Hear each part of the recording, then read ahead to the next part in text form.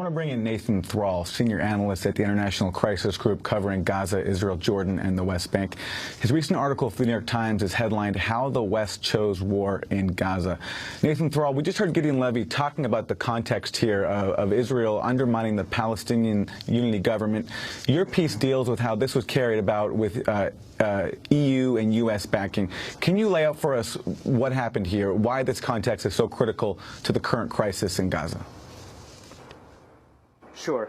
I would step back a little bit further to the last fight between Hamas and Israel, which occurred in November 2012. That was brought to a close after several days with a ceasefire brokered by Egypt. At that time, Hamas had an ally, Egypt, in power. And basically that ceasefire, the terms of that ceasefire included various concessions to Gaza and to Hamas. And although Israel implemented some of them in the immediate days and weeks afterward, very shortly later, those were retracted, and we once again went back to a situation where exports were all but non-existent, imports were reduced, and there were severe restrictions on travel for Gazans. Nevertheless, that ceasefire basically held, and during 2012 and 13, during 2013, following the ceasefire, Israel had one of the quietest years, if not the quietest year it had had since rockets started coming from Gaza, which, by the way, began before the Israeli withdrawal from Gaza in the fall of 2005. Fast forward to July 2013, when there's a coup in Egypt, and there's a new leader who's very hostile both to the Muslim Brotherhood, of which Hamas is the Palestinian chapter, and hostile to Hamas as well, of course. And there was a radical change in policy on the part of Egypt, and a radical change in the closure regime that was imposed on Gaza.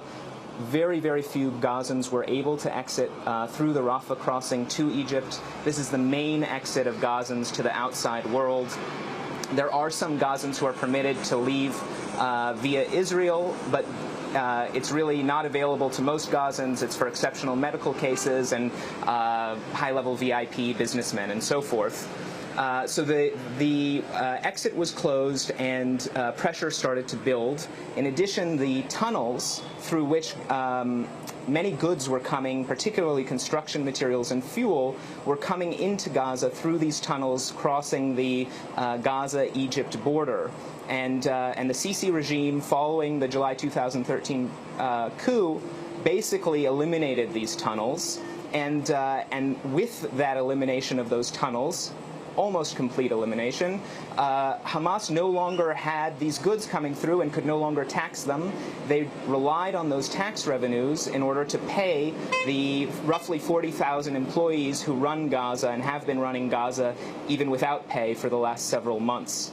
So what you had was a pressure cooker inside of Gaza, and this began to build and build to the point where December 2013, we had a massive storm here, and sanitation plants started to shut down for lack of power. There was radical reductions in electricity, which are already at very, very low levels within Gaza. Sewage is being dumped in the sea. There's sewage in the middle of the streets in Gaza.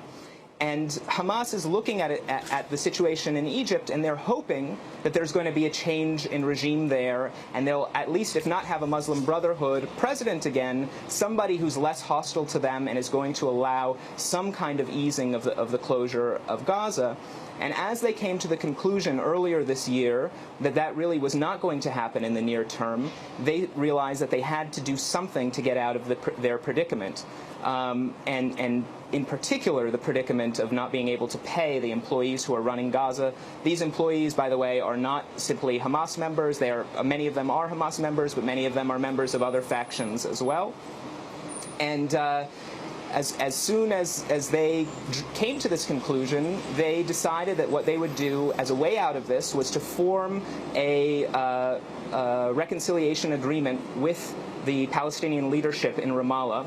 And this was a years-long process of debating the various points of implementing Palestinian reconciliation. It's a very distant dream, but Hamas basically caved on all of the demands that they had previously been making. And I don't want to overstate the nature of this reconciliation. This was not a reconciliation of the political programs of Fatah and Hamas. It wasn't calling for disarming Hamas in Gaza. It wasn't addressing the massive problems dealing with the security forces and so forth. But it was a step towards Palestinian unity, and an important one. And what it allowed for was to have a single authority with the ministries controlled by Ramallah, controlling Gaza once again.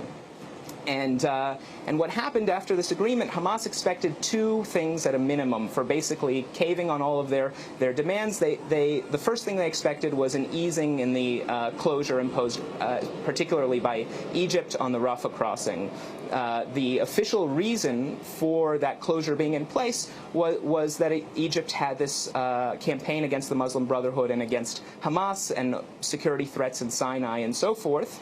And they said, look, if we're no longer manning the border and now you have PA security forces loyal to the leadership in Ramallah at the border, as Hamas agreed would be the case, then there should at least be some significant easing and people should be able to exit Gaza. The second thing that they expected was that these civil servants, whom they could no longer pay, would begin to be paid. And neither of those things happened. In fact, life in Gaza just became worse. And months went by without any solution to this building crisis of Hamas having made these concessions in order to find a solution out of the predicament in Gaza, and also, you know, for their own self-interested reasons as well. They didn't want to be overthrown by the population in Gaza at a time of great turmoil and instability in the region when they couldn't provide for their people. So they handed the responsibility for that over to the government in Ramallah. Presumably that would be something that's in the interest of the West, which always states how much they want to strengthen the leadership in Ramallah and strengthen Fatah. And if indeed that was what they desired, then the day that this government was formed, there should have been increases in electricity in Gaza. The Rafah crossing should have been opened significantly. Major changes should have taken place. The salaries should have been paid on the day that government was formed. And nothing of the sort took place, and nothing, if it had taken place, nothing would greater strengthen the leadership in Ramallah and Fatah. And so what happened subsequently were the kidnappings and murders of the three yeshiva students, the three Israeli students at yeshivas in the West Bank, followed by the revenge, torture, and killing of the 16-year-old Palestinian boy in East Jerusalem, Mohammed Abdul Khader. And Hamas found itself in a campaign in the West Bank, an Israeli campaign, to arrest hundreds of Hamas members in a search for the perpetrators of the kidnapping and murder. Hamas did not claim responsibility for the kidnappings and the murder, but it did say that it supports such kidnappings as a means of getting prisoners out of jail.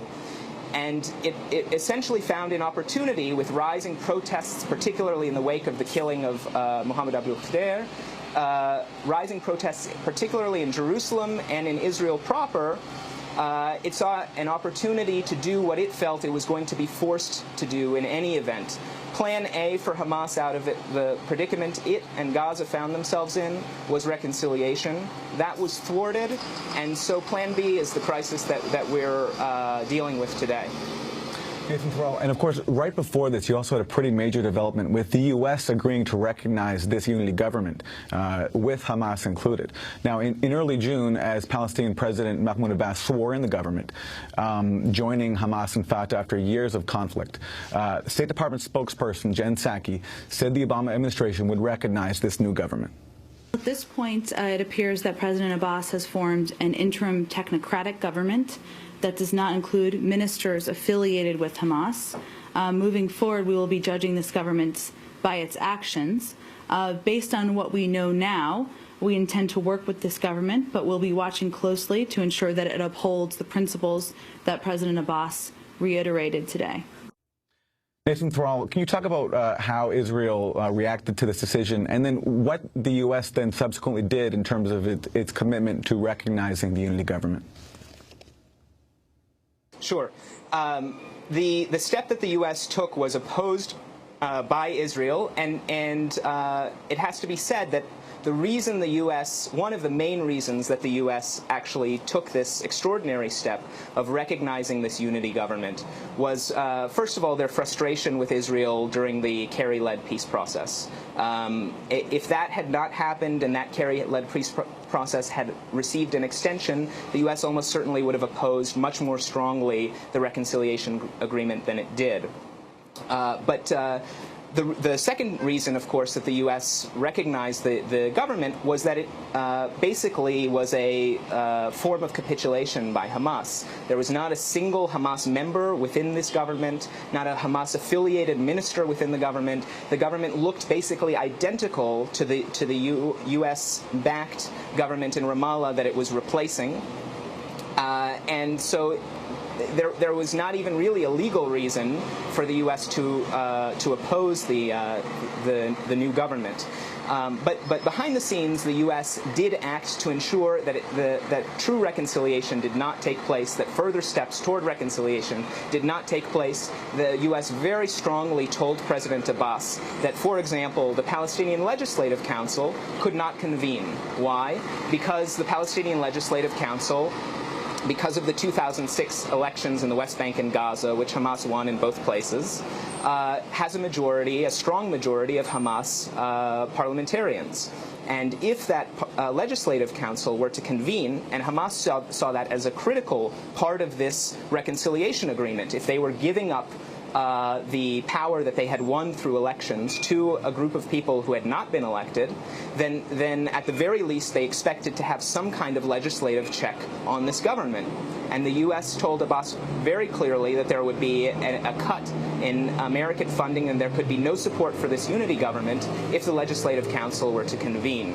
And there were numerous other steps towards reconciliation that could not take place because of European and U.S. opposition. And it should be said also that the Palestinian Authority itself was very reluctant to implement the agreement and was dragging its feet considerably. You can say partly they were doing it because of these threats from the U.S. and Europe, but there was certainly a lot of foot dragging on their part as well.